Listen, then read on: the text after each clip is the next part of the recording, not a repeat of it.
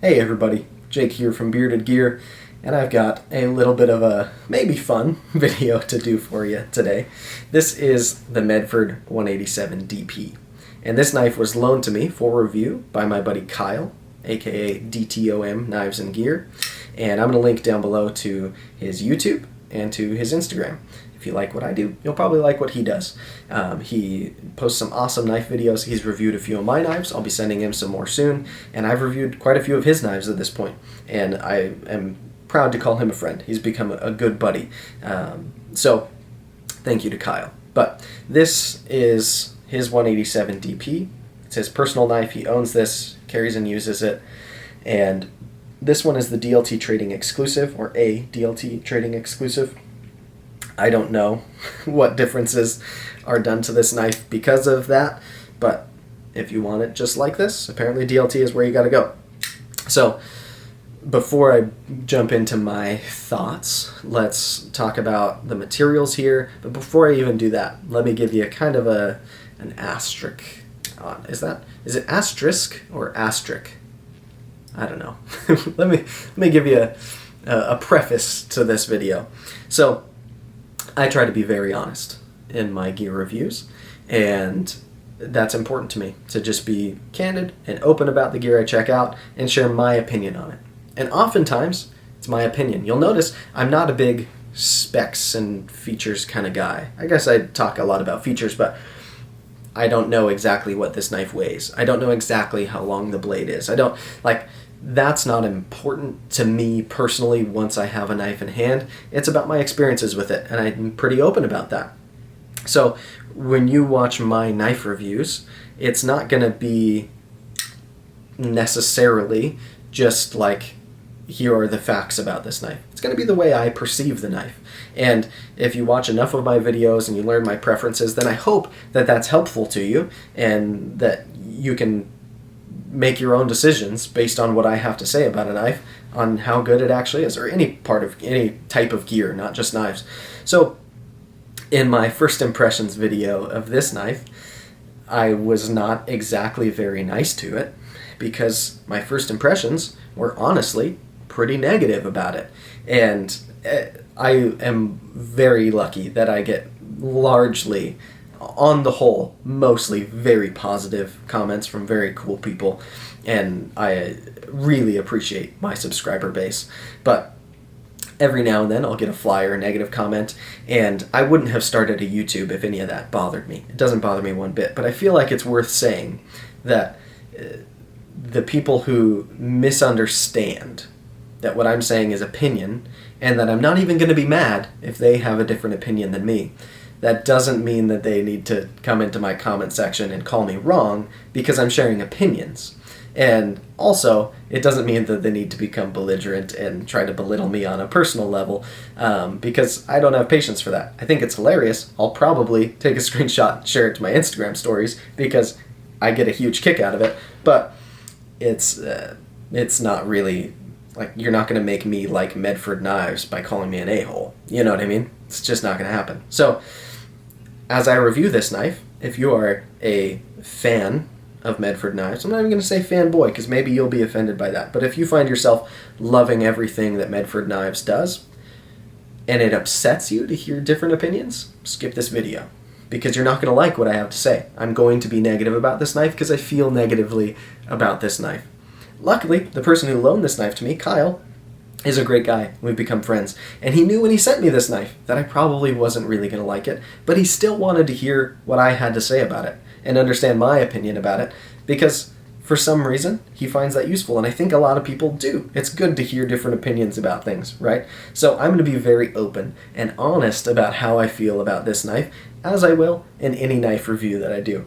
And if you are somebody who's prone to getting your feelings hurt, then I'm not the channel for you, and that's fine. You can unsubscribe. You can never watch another one of my videos again. But if you're somebody who watches all the way through to the end, just getting boiling mad the whole way through, then joke is on you. Because I don't know why people like to do that. Like, just disengage if it makes you that upset. You're not helping anybody by jumping in the comments and calling me mean names for sharing my opinions about a knife that you happen to like. I don't mean you any harm. Anyway, all that being said, let's jump into what makes this knife, the ingredients that we're playing with here, because I think that's important to discuss. So, first of all, the blade. We have a CPM 3V blade here, and it is a very thick, robust blade stock, and it's, I guess you would call this a hollow saber grind, I think. Again, not the most technical person here at Bearded Gear, but this is a relatively short hollow grind. You can see we've got a massive flat up above it, way bigger than the grind itself.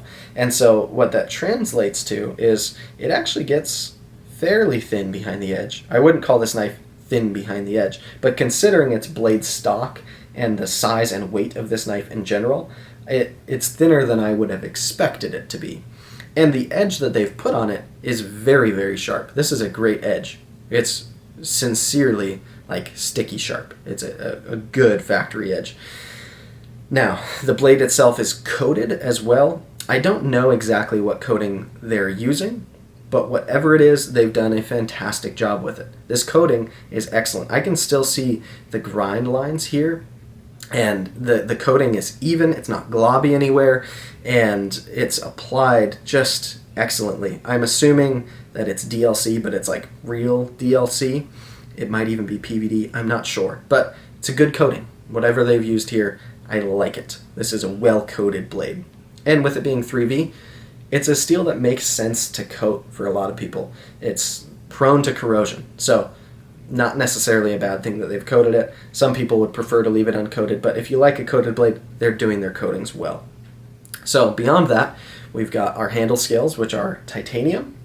These titanium handle scales are anodized different side to side. So the show side is, I guess you would call this like flame anodized. They use a torch to anodize it in a pattern here.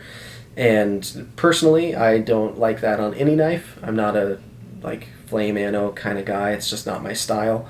But they seem to have done a good job here. It's relatively consistent. I think it's supposed to look a little bit like random, and it is what it is.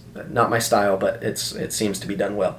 On the clip side, we have blue anodized titanium, and it's kind of got this like stone-washed finish to it as well. I guess both sides do, and it's done well. They've done a good job with the anodizing. The clip appears to just be kind of raw titanium to me. I guess it's a little bit stone-washed as well. Quite heavily stone-washed, actually. But, yeah, so titanium clip, titanium scales. These scales do not have any internal milling. We'll talk more about that in a little bit. The standoffs are just barrel spacers. So we've got 1, 2, 3 barrel spacers for the construction. The barrel spacers are fairly simple. You'll see there's just kind of a groove in them, but there's nothing real fancy happening there. And then the hardware, I think, is worth noting as well. I don't know if Medford makes their own hardware or sources it or what they do, but I imagine maybe they make their pivots. I don't know. I'm sure you could get hardware like that somewhere, maybe. I'm not an expert on it. But the body screws are just like Allen key instead of Torx, which is interesting. I don't necessarily count that against the knife. I've got no problem with them using Allen key hardware instead. But then the pivot screws they do not take a Torx or an Allen key. You would need like a spanner bit, I guess would be the proper term for that. I don't know if you would need like a proprietary one, like if only Medford can make or sell you that. Based on, again, not an expert on Medford, nor do I intend to become one. I feel like what I've heard is that they do not want you to take their knives apart. That may have changed, but I'm almost certain that at some point their policy was that if you took apart the knife, you voided the warranty. So maybe this is insurance that you won't take the knife apart because you can't unless you have the right tool, and that would be a hard tool to get. I don't know, but let that be worth whatever it's worth to you. That it's not just going to be your typical Torx for any of this hardware. And then the blade stops themselves as well. It's just like a very simple like bar stock. It's not screwed in. It must be press fit, I would assume, and they're finished well. It's this nice kind of high shine, like satin finish on it. I don't know whether they're titanium or steel or what, but it's got those external blade stops as well. So that's all of our construction. I guess I should also mention that this knife runs on washers, and that's it. So how do I feel about this knife?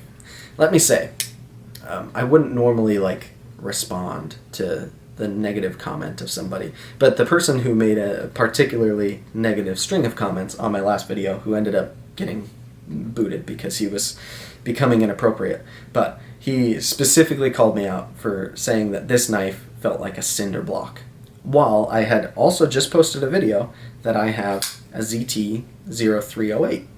And he said that these knives are, I don't know whether it was an ounce, ounce and a half, 2 ounces apart in weight.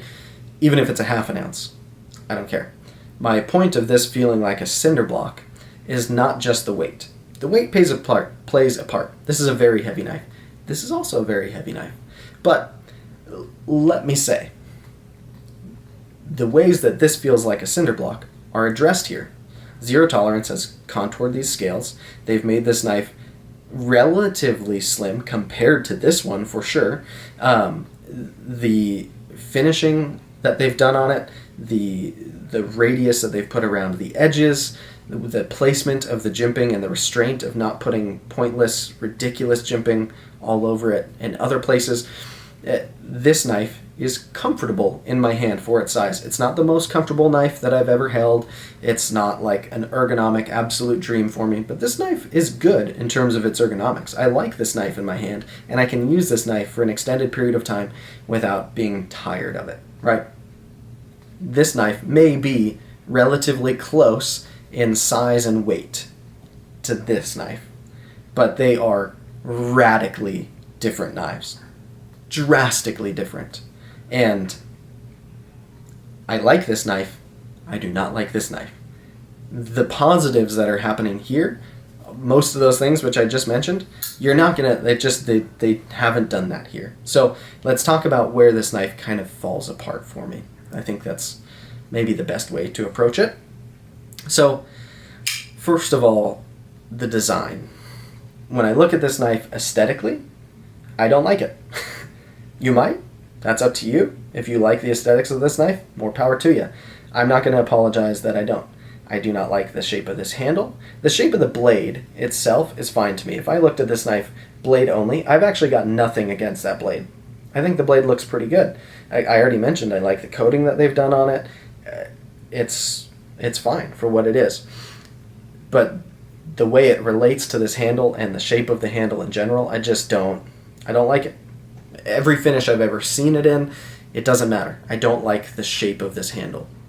And in addition to that, I don't like the way it goes in my hand. The way that it swells toward here without giving me any kind of a, like, it never stops swelling until you get to the guard.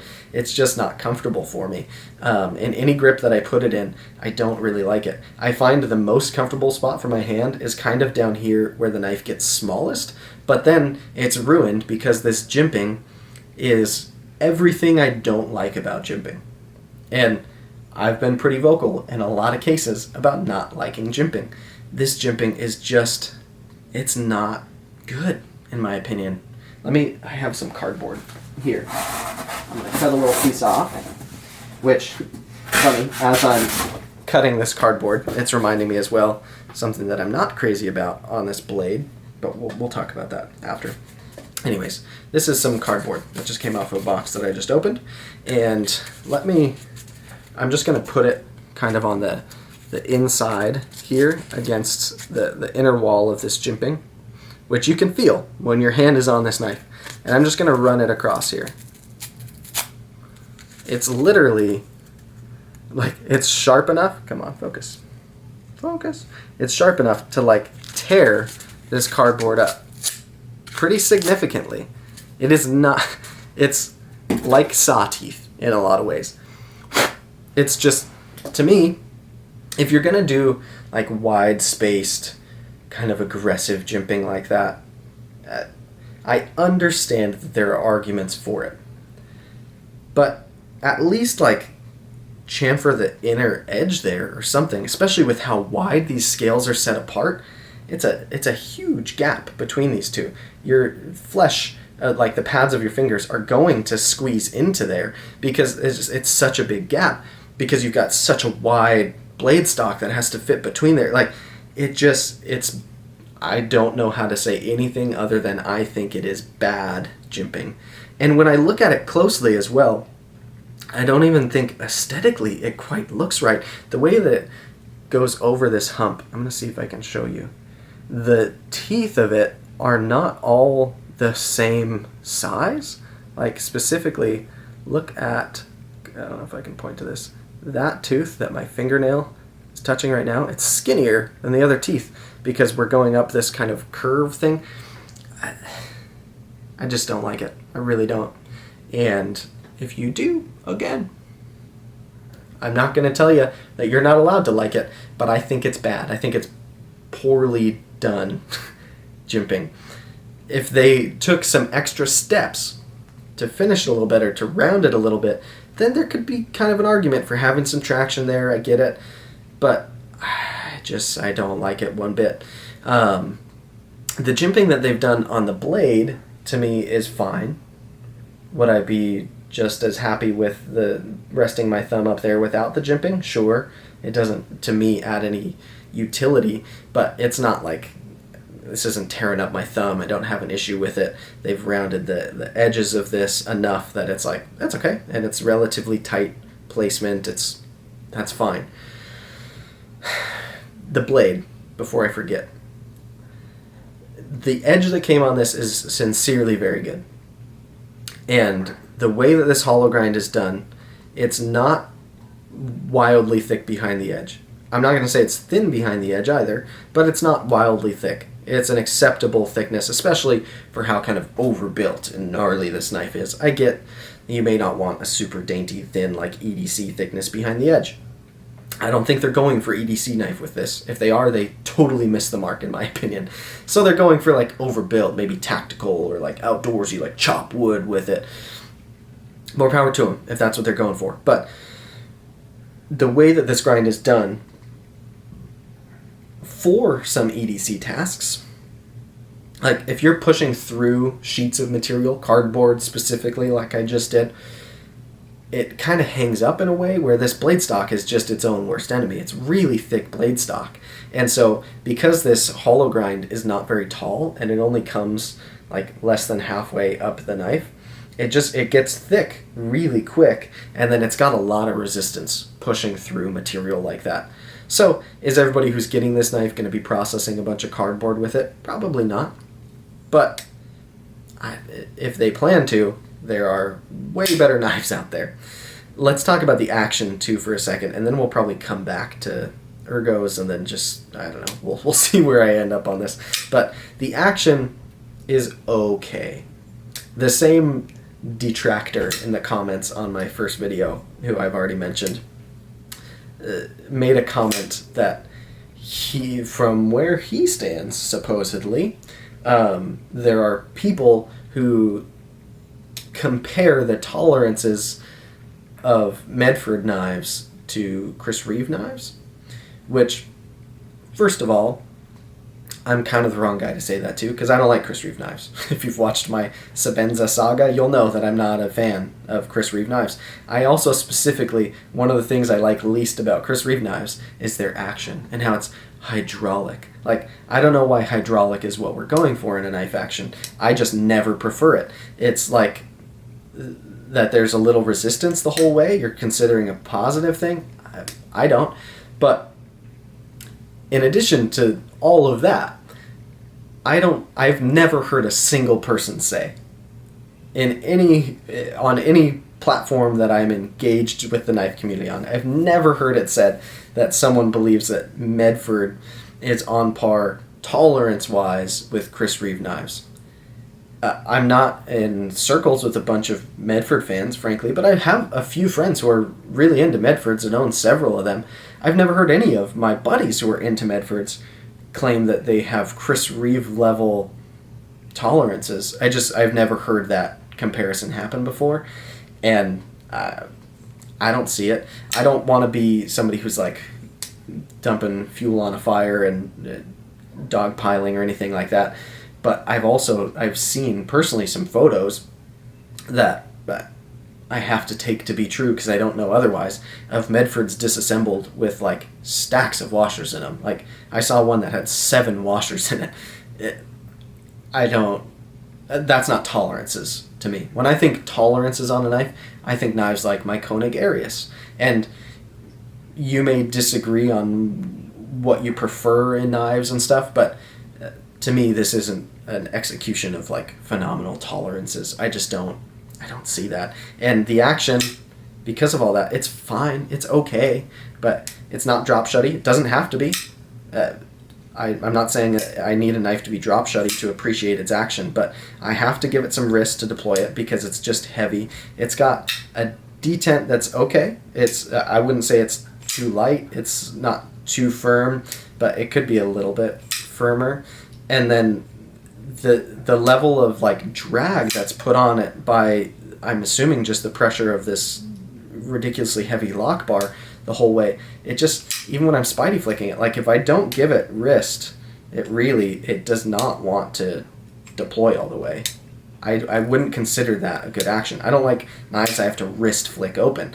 In 2020, I don't consider that a good knife action. With my thumb, it's the same thing. If I don't use wrist and I just press forward, I'm closer, but it's still not like I have to give it wrist. That's a bad knife action in my opinion. If you disagree, I'm not even sorry. In my opinion, that's a bad knife action. Is it the worst? No, but I hope that action isn't something they're aiming for on this model. If it is, I feel like they've really missed the mark because I don't know whose preference is a knife they have to wrist flick open. None of the guys I run with. I don't know. It's an interesting thing to me. So many of the arguments I hear for Medford knives are just things that like I disagree. Things that people claim are positives about them, I don't find that are within my preferences at all. And it's not that I don't like kind of overbuilt bigger knives some of the time. Are they what I carry on a daily basis? No. I don't EDC the ZT. It's a ZT, or it's a knife in general, that goes in my pocket every now and then. Like, this is not going to be a common knife for you to find in my pocket because it's bigger and it's heavier than I want to carry. But guess what? It carries way better, drastically better than this cinder block. I mean, the shape of this knife, the thickness of it in every dimension, it's so thick and so heavy. The pocket clip is fine, but the clip itself is also like big and chunky, and I don't find myself enjoying anything about having this knife in pocket. And I don't like when I pull it out that I don't like the action, and I don't like that when I go to cut with it, I'm not crazy about how the blade is ground. Like, it's not checking any boxes for me. It's really not. And then I think the thing that bothers me the most about this knife is that the more I look at it, the design is one thing that I'm not in love with the aesthetics of this knife, but I mentioned in my first impressions, the simplicity of this knife has gone, I think, past simplicity and crossed the realm of, like, stupid. I don't really know a better way to put it, but when I look at the machining that's been done here, right, the actual, like, work that's gone into making this a knife, it just feels like they only did half the job. And they got it to a point where it functions as a knife. It will fold closed, and it will fold open, and the blade is ground part of the way. and then they stopped. They didn't do any real shaping here. They've done no internal milling. It just feels half done to me. I feel like if they took some time and like radiused these handles a little bit better and softened up the inside of that jimping significantly, or changed the way they're doing that jimping altogether, made it tighter at least or something, like I every time I look at this knife and I hold it and I really try to like get it, I just feel like I understand it less. Because these are not cheap. Not even close. And even leaving foreign produced knives out, even just USA made knives, if you look at other knives for this amount of money that are made in the US, the bulk of them just seem way more finished to me. Like, the knives that are in this range seem more designed. They seem like they've taken more time to work out details on them. This feels so undetailed. It's like it's 3 slabs of material. 1, 2, 3. And they're all the same thickness. They're good materials to begin with. I like titanium, I like 3V, but they did the bare minimum to make them into a functioning knife. And then they stopped. And they're like, it's a knife. That's what we said we were going to make. To me, at this point in my preferences in knives, I look for things that set knives apart and show craftsmanship and ability from the maker, and I see zero craftsmanship here.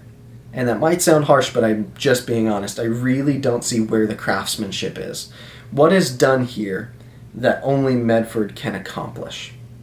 What is done here that a random dude who has a little bit of experience on a mill can't do? Maybe the blade grinds take some practice to get good at and stuff, but when I look at like the machining of this knife, I see zero complication.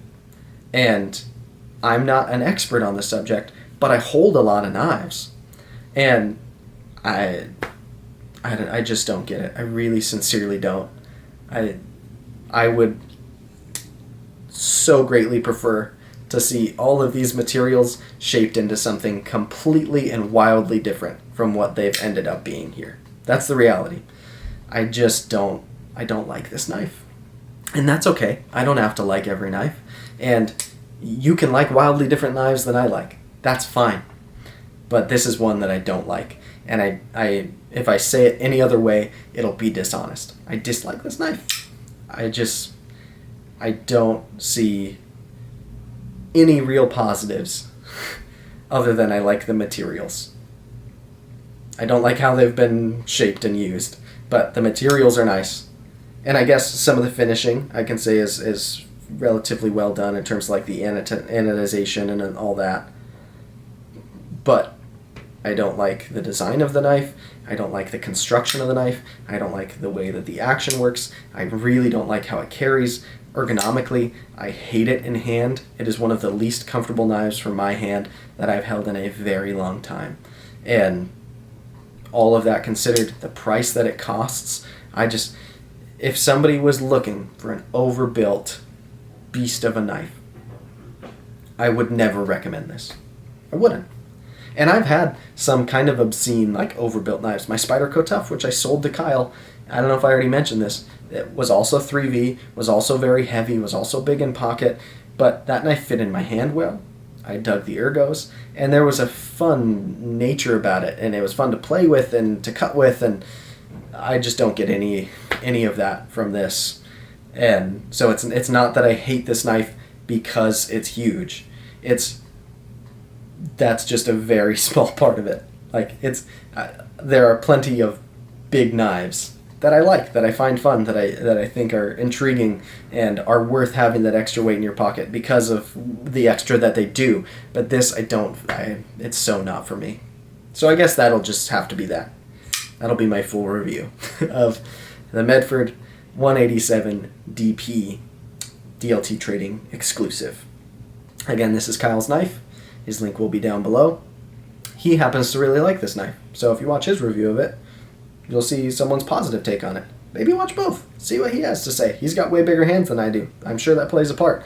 So I'll let all that be worth whatever it's worth, and that'll just have to stand on its own. So thank you guys for watching. I appreciate it. Appreciate all the support I get on Patreon, people buying t-shirts, all of my subscribers, all of my Instagram followers. You guys are all awesome. I appreciate it.